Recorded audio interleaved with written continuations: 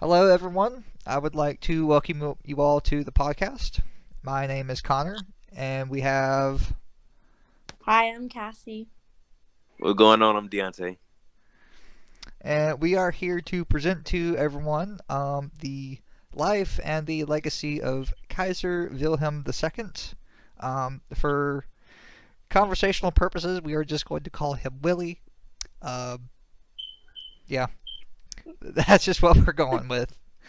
We are going to be going over kind of his leadership style, what he did throughout his life, what he did wrong, some of the things and aspects that were just kind of really really questionable. Um, because while he was in a pretty good position, he was not a very good leader. He was absolutely terrible. Um, so to kind of give an overview of who this guy was, he was the last German emperor. Um, he was the emperor of Germany prior to World War One. He took power in, and this is wow. Ah. We're just gonna edit that part out.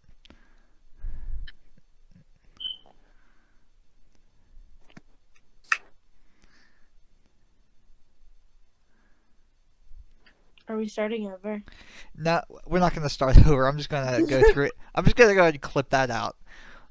He uh, Okay. bleh. This is what happens when you don't have a script in front of you. Do do do do do do. He was born to Prince Frederick Wilhelm of Prussia and Princess Victoria in Potsdam, Germany. He was born in 1859. He took power in 1888 after his father died from throat cancer. He was a very inadequate person. Um, he did a lot of things that resulted in when he took power, he essentially wanted to bring Germany into a new age. I'm going to kick off with something real quick. So, one of the things that we want to do is define and identify unethical leadership. So, one way I would define that is as like someone being a toxic leader. And I know our text defines toxic leaders as acting or having the effect of poison that could cause harm to an organization and followers. Do you feel like Willie was a toxic leader? I think to a degree he was, despite being Hello? very. I'm reading right now. I'm sorry. You're good. Despite the fact that he was a very brash individual, he was unfortunately very hands off. He delegated a lot to his military staff, and the fact that he did that and didn't really. He bothered more with the military side of things than the civilian side. So, in regards to the civilian part of the government, he just didn't really give them any kind of information, kind of left them out of the loop on a lot of things. And he was just a very hands off person. Anyone else want to add to that? You said he was like very hands off. Yeah, Is that what you said? yeah. He delegated mostly to his chiefs of staff what to do and how to run the nation. Most he did was like he would just go and cause all kinds of trouble.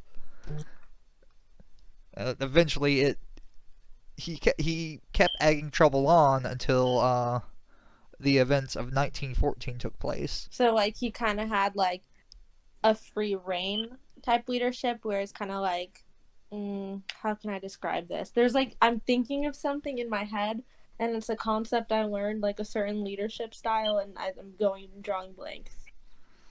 Um, Laissez-faire, would you say he's like neglectful? neglectful. I wouldn't say he's neglectful, but I would say he didn't really give much credence to certain aspects. I know he also, if I recall correctly, he played favorites as well. He kind of had his own little Oh, inner, okay. yeah, he had his own inner circle of buddies and whatnot, and essentially they were doing the running of things. Okay, I figured out what it was. So, just to touch on like comparing and contrasting like various leadership styles, you could say, because when you said that he was very hands off, that he had the lazy, I've never known how to pronounce, is it lazy fairy? Laissez faire. He had a laissez faire style of leadership when it came to like, if he's like delegating a lot, like he's just like letting everyone kind of like swim on their own, or would you say that he was authoritative in any way? He was authoritative to. Or was he like democratic? Oh no, he was a monarch. Um, he really, I think I mentioned it earlier. He was what? He was well, Germany at the time was a monarchy, and even though there was a civilian side of the government, I wouldn't really say he. I wouldn't really say he was democratic. I think I do recall there were some kind of social policies that he was enacting during his time as the Kaiser, but Mm-hmm. no, he wasn't. He wasn't necessarily democratic. Is anything I'm saying making sense? Yeah. You doing way better than me, cuz it sounds like you know what you're talking about. I'm just like trying to go off of like our questions, and then like leadership style, because it said something about leadership styles, and I know like some of the like leadership styles just from other classes in this one. So like, to make sure we're going in the right direction, or however you want this to go. Oh right, I forgot about this fun fact. So Wilhelm was, or rather, Willy was he was the Kaiser, but Germany also had chancellors too. During kind of the whole point that they existed, um, the first chancellor of Germany was Otto von Bismarck, and he was not only a pretty a pretty stable genius in terms of military strategy, but he was also a very effective diplomat too. And 2 years after Willy took power, he actually forced Bismarck to resign. Partly because like he felt really inadequate about himself, and he wanted to kind of prove his masculinity and whatnot. And so Bismarck being there, actually like saying, yeah, this and this and this is important. You need to get this done. Um, don't do this. Don't get involved with this because it's going to really screw things over. Don't touch the Balkans at all because that's just a powder keg and all kinds of problems. And yeah, Willie just dismissed him because it's like, yeah, no, I'm gonna do things my way. I did read that like a lot of people view Willy as one of like the most evil leaders, like as opposed to Hitler. Hold on, let me find something to back up my statement. He wasn't really evil. He wasn't evil, because I'm trying to understand like why someone might perceive him this way, and what, like, I don't know, because you seem to feel like he wasn't that bad, but when I'm researching, is that like I'm reading like an article and it says the most evil emperor, and kind of defining like, well, what are the major concepts of a bad leader, and like why he is this way, or so what would you say made him a good leader as opposed to a bad leader? Let's see. If I had to pick something, I would have to say probably his ability to kind of identify when things were getting a little too out of hand. Because I know there was something to do with Morocco. I think there were 2 points in time where like he got into he said some pretty nasty things about the French being in Morocco. Um, and I think part of it had to do with like Germany was trying to make stakes in the world. Because you gotta remember at this time, most of the major powers in Europe had like colonies elsewhere in the world. Um, well, I mean, except Spain. Spain lost their last ones in like 1898. I think the Netherlands had a couple of them. Britain for sure had some. France definitely had some. Um, I think Russia had some too. Yeah, Russia had some because I think they had. I think they had some stakes over in China at some point. I think some other parts in the world. Yeah, probably Africa for sure because there was one point in time where like all the powers in Europe were like, we're just gonna divvy up this continent, and then they made it so. Mm-hmm. Except I think they failed to get Ethiopia. Ethiopia I think held everyone out. I think that's another story for another day though. But like Germany, specifically Wilhelm, wanted he wanted power. He wanted colonies in the world. He wanted to like Yeah, I read that he kind of shared like Hitler's belief. Like he definitely wanted to possess most of Europe, and then also um like something a little more negative, like he like wasn't how do I describe this? I guess was so yeah, just shared Hitler's view about like wanting to conquer, and like his view about like other, I guess, races in a way, like the Jewish people. to be fair, everyone near the start of World War One was Mm-hmm. pretty racist to a degree. A lot of people didn't like the Jews. A lot of people didn't like a lot of different ethnic groups here and there. Mm-hmm. Funny enough, Austria-Hungary was really bad about that. And what's funny about that is, if you made a racist statement in that kind of part of the world, you were going to hit some ethnic group that made up a chunk of the empire because it's one of the main reasons why Austria eventually fell, because there were just so many different ethnic groups. Prior to the war, they were already having issues keeping everything together. And all the issues with the Balkans just kind of added on to that. Because there were different people that were like, different peoples in the Balkans that were constantly looking to revolt, looking to break away. It was either they broke away from the Ottoman Empire, which at this point in time was already failing, uh, or Austria-Hungary, which had considerable influence in the Balkans, but their influence was also waning. Um, but yeah, just about all the nations at that time were racist to some degree or another.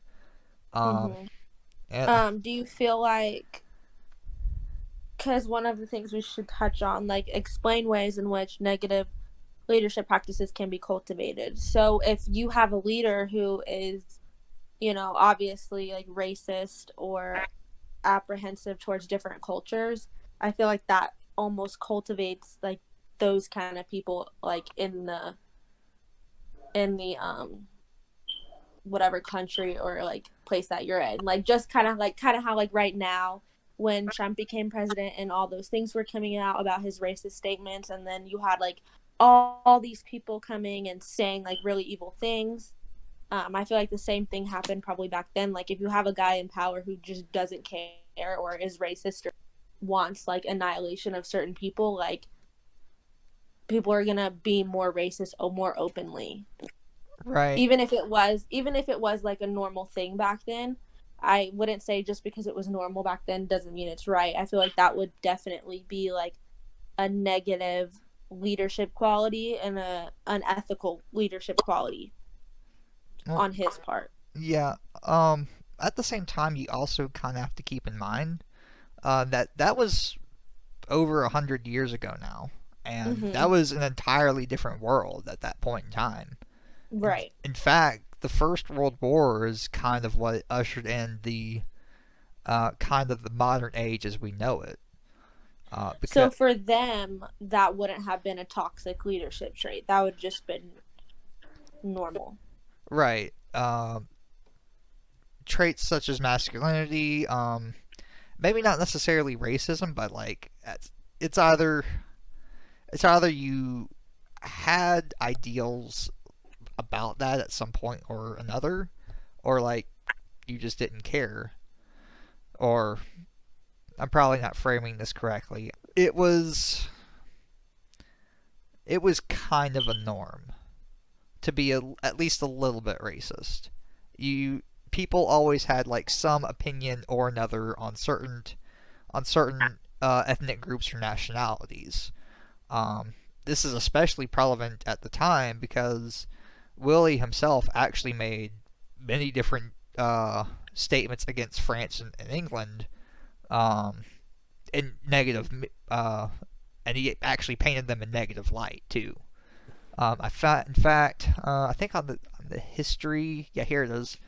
Um, on the History.com article that talks about him, um, he actually gave an interview to a London-based newspaper, and he offended a lot of British people by saying, "You English are mad, mad, mad as March hares," which that doesn't make a lot of sense to me, but at the time, that was probably like a massive insult.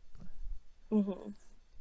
So what do you say? Like because that to me, like if you're willing to go on somebody else's kind of interview platform and insult them on their own like platform, I feel like that could say that you have like you're very arrogant or have like an enormous ego.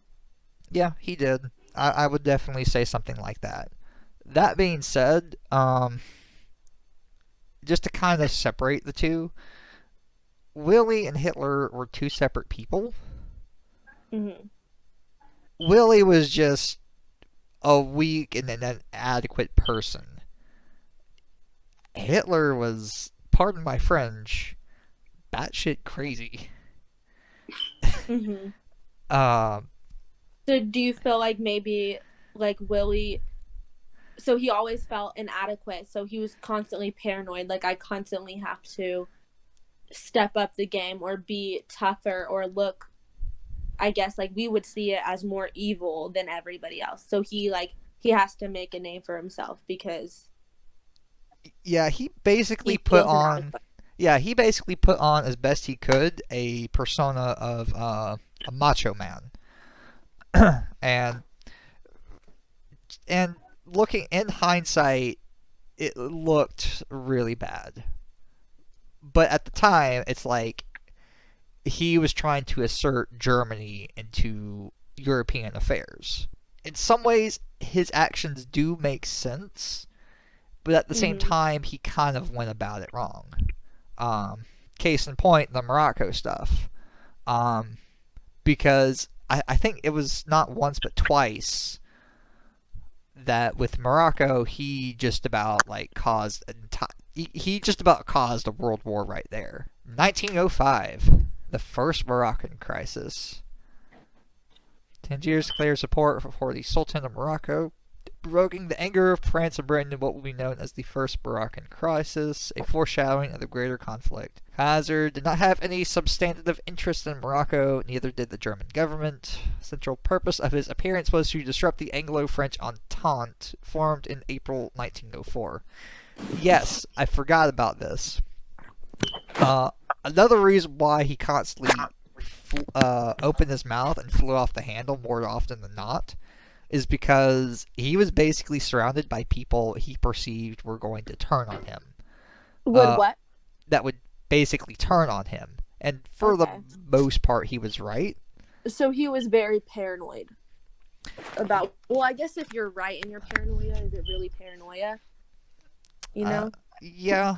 Um, because one thing that Bismarck did kind of harp on, if I recall correctly, he harped on Willie about this, that like France and Russia could not be allies. like at all. Because you got France on one side and then you have Russia on the other. And if you end up going to war and either of them get involved, the other's going to get involved, and you are now effectively surrounded. Which, as we see in history, that definitely happened. Germany didn't really have a whole lot of allies. Willy had a lot of ties with a lot of the European powers, specifically Britain and Russia. The Russian Tsar at the time, Nicholas the Second, the Third, something like that. I don't remember. Not important. They were actually cousins, and Willy was the grandson of Queen Victoria of England. Which, like, she's not a big player at this point in time because by the time World War I rolled around, she was already dead. But when she died in Willy's arms, funny enough. So he had a lot of ties to a lot of these European powers.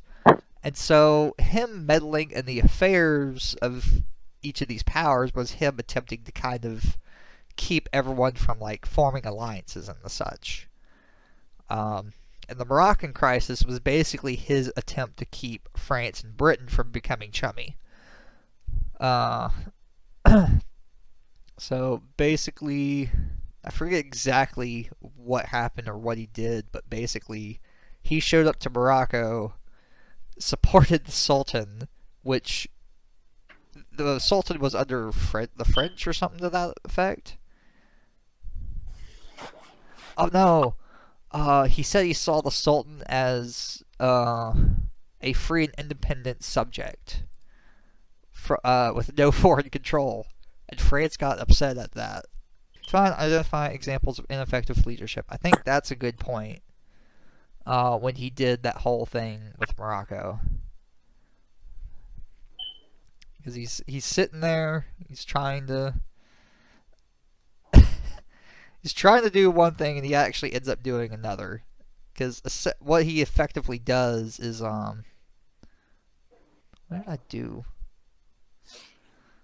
What he effectively does is he actually bolsters France and Britain's relationship in the process. What you think about all this, Deontay? I don't know if he's on here. I'm on here. I'm reading. Oh. You're good. It's like I don't know what to say. We still have to. We've done pretty much all the first questions. So I think we still need to do, like, explain how coral. Oh well.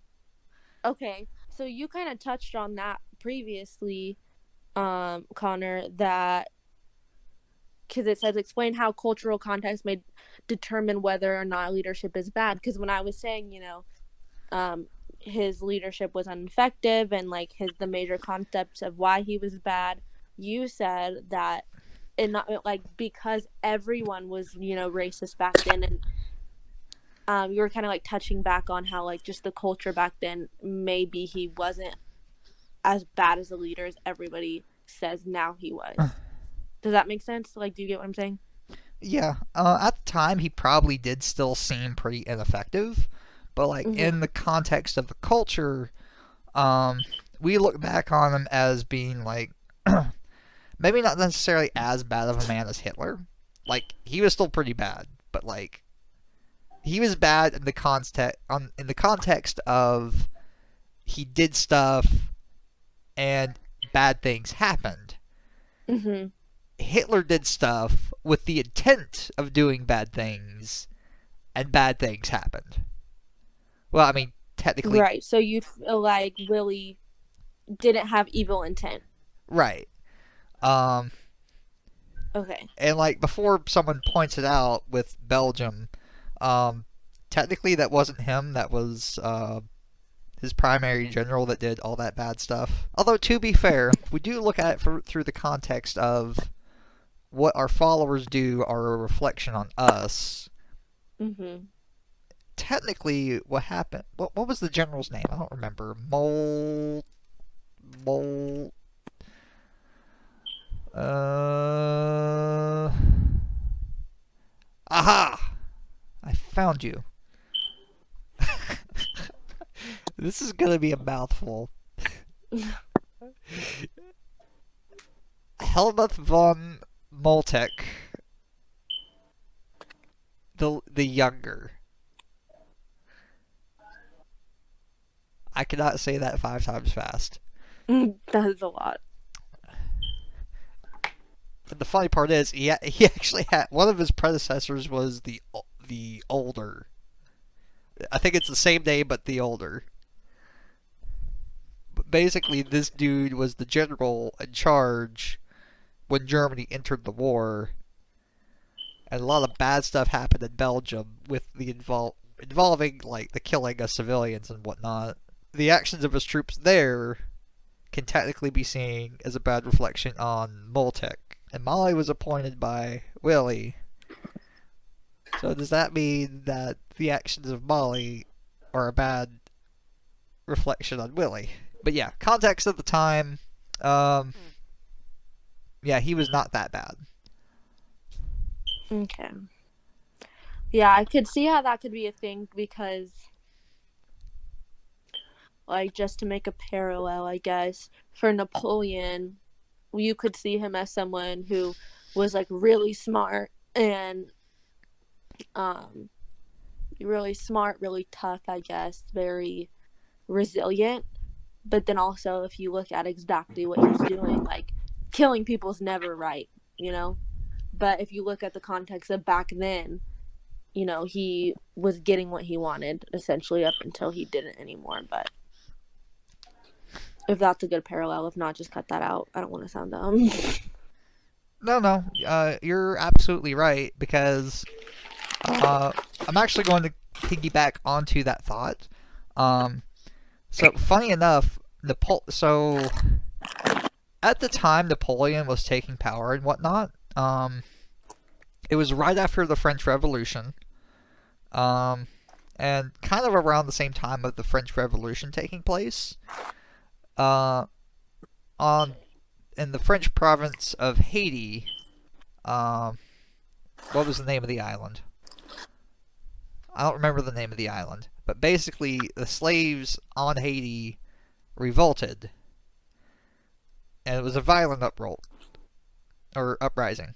I just combined uprising and revolt. But basically the slaves revolted, and there was a lot of convoluted things going on there. And when Napoleon took power, he was like, that place is still a good place to grow sugar. We're going to rein this colony in. And so he sent a small army to go try to re-enslave the free people of Haiti. Which, like, context of the time, technically, I want to say in most places of the world, slavery was still legal. Except maybe Canada. I think at this time, slavery was outlawed in Canada. I think so. I want to say it was outlawed in Canada at this time. Something I just read about on the American Interest was that, this kind of might be a little off topic, that he had kind of like, not really like a disability, but like a disability pretty much.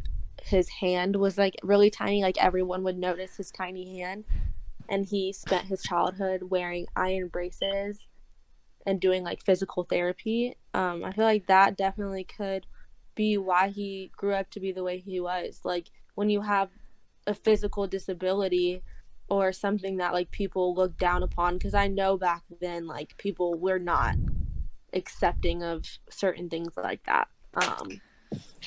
That could be why he was so either paranoid or felt like he was inadequate all the time, you know? Yeah, I read about that too. Because his mom, she used to blame herself a lot for it. But it really wasn't her fault. It was like, that's just how it was. I think it was actually the doctor Yeah, that's screwed it. up. Yeah, put my little 2 cents in. My bad, y'all. You're good. No, you're kind of right there though. Because I don't think it was his mother's fault. I think the doctors just kind of screwed up in the delivery, and in the process they screwed up his arm. I think when he was born, his shoulder was dislocated, and as a result, it just caused his arm to shrivel up. Yeah, I also read that when he was born, he suffered from like some sort of oxygen deprivation. Oh, yeah, that might do it too. I mean, I don't know if that would affect his arm, but I mean, I would think that that would affect your brain functions enough to have like some sort of thing.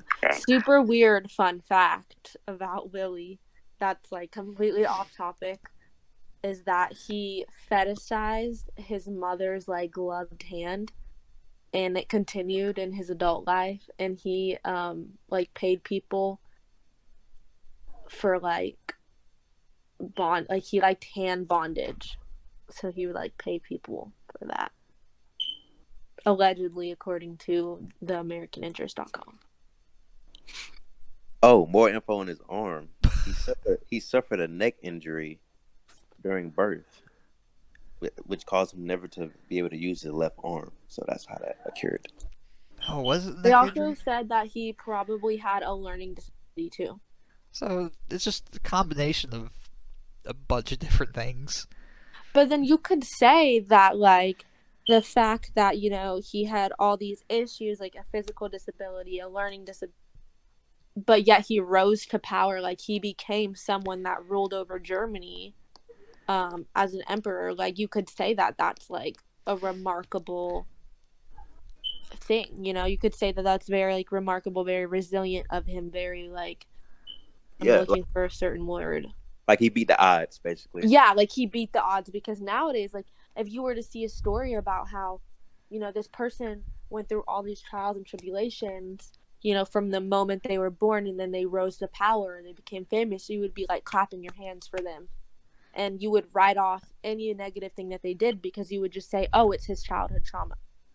Well, I will make a counterpoint because you have to remember at the time Germany was a monarchy. So essentially, and what happened was it happened within like the span of a year. Willy's grandfather, who was in charge of Germany, died. His So it father, really wasn't he did it himself. He was just next in line. more or less, Oh, okay. yeah. So his grandfather died. His father died, and I think at the age of 29 he became the Kaiser. And so, granted, I think he did do his best to try to take up the reins and to try to run the country. Mhm. He just made a lot of bad decisions based, Mhm. and I think some of it is based off of those childhood traumas because Yeah. he dismissed Bismarck. He tried to do things all on his own. I think he did most of the diplomacy by himself. No, no, I think he had some help with the diplomacy, but like when it came to like dealing with other powers, he was definitely at the forefront. And unfortunately, his mouth got him in a lot of trouble. Um, but he just made a lot of bad decisions throughout his time as Kaiser. All right. What do we still need to hit on, Mike? Do you feel like we've I feel like we should really did we compare and contrast leadership styles enough? Like we kind of touched on it when I was talking about like the like laissez-faire styleship. I feel like you kind of like talked about what his leadership was like. Do you feel like we touched on that good enough? I know we still the last one, create a personal framework of ethical and effective leadership practices. I think we still have to touch on that. Ethical wise, let's see. Let's actually look at the book real quick. I think just in general, he could have been more himself. Um, as we mentioned earlier, he was very brash. He was very arrogant. if he just presented himself as like himself, Who he was. yeah, um, I think that would have solved a lot of issues because all he did was he put on a face. Um, yes, in the world of politics, you do have to kind of puff your chest out a little bit. You still have to present yourself as a strong figure, as a statesman. Um, at that point in time of history, that's especially so, probably more so than today. But Mm-hmm. like he still could have presented himself as maybe a little bit more humble, um, a little bit more like himself, and maybe even be a little bit more open about his arm, because like I think he did a lot. He made a lot of effort to hide the arm too. Mm-hmm. To add to that, just from like a personal standpoint of like what I think ethical and effective leadership practices are. I know even though it was normal for at the time to be racist and have aversions to other cultures, on a personal level, like from my personal framework, I just don't think that's okay in any situation. Even though it was normal for him, I still view that as bad. So under like my personal, I would say that like ethical and effective leaders give like equal chance opportunities. I wouldn't say like the hands off leadership would be a very good leadership style to have. Um I don't it can be effective at some points because I know I like to be left alone to like do what I need to do. But then also I feel like if your leadership style is it could be so hands off that everyone's just scrambling. And that could be why maybe some of his things failed because a part of being hands off, I feel like you don't take other people's opinions into consideration. And I know you mentioned that he was very like he had people in his ear telling him, "Hey, do this or don't do this," and he's like, "No, like I'm gonna do what I want to do." And I feel like that's a very ineffective leadership practice to have. So someone who would be effective would kind of see what their followers need or their colleagues, or in his case, the people around him, because had he listened to like some other people, he might have made better decisions. Namely Bismarck. If he didn't get rid of Bismarck, I think he would have been like in a much better position. Mm-hmm. All right. So, a side note: do you guys think he wanted to be like the emperor, or you just think he was just next up? He had to do it. No, he wanted to do it. Hmm. So essentially, Germany was formed in 1871. Yeah. He was about 12 years old at the time, Mm-hmm. and that kind of that formation there, his family having a big stake in it, it actually filled him with a lot of pride, and he was actually looking forward to the day where he wanted he wanted to be in the spotlight to win a place in the sun. Also, from like a psychological standpoint, I feel like he wanted the power just because he has all these other things like going on that makes him feel less than. So he's gonna look forward to the day where, even though it was given to him and like he didn't technically work for that spot, he was just next in line. He's like, well, I'm in power now. Like no one can say anything to me. Like Look at me, I am the captain now. Yes, basically. Yeah, basically, yeah. Exactly that. I got you. All right. Honestly, Connor, you're really smart, and I feel like everything I say like fails in comparison to everything you say. Yeah, Connor's stupid. I'm like, I don't want to talk anymore. It just sounds stupid compared to him. Y'all no, I actually have to take information and dumb it down for myself. You have to dumb it down for us? No, I have to dumb it down for myself because in my free time, I like to write, and I haven't been able to do it as much as I used to because I got back in school. But in terms of writing, if I sit there and I think about it, I could make a very good statement. But like it takes me forever to do it. In conversation like this, I'm blue collar. I will say like all the bad words, if at all possible, because I don't know how to get my point across eloquently in person unless I sit down and prepare. Yeah, I feel that. I feel like my brain works way faster than my mouth does, and like there's certain things I understand in my brain but I don't know the word for it, or I don't know like what I'm trying. Yeah, I get that. 100%. You take the thing and you put it in the thing and it does Yeah. this other thing. Like, can I just transfer my knowledge to you? Because I don't know how to say this out loud. Like, Nada, but you were doing your thing too, though, Cassie. For real. thanks, I try.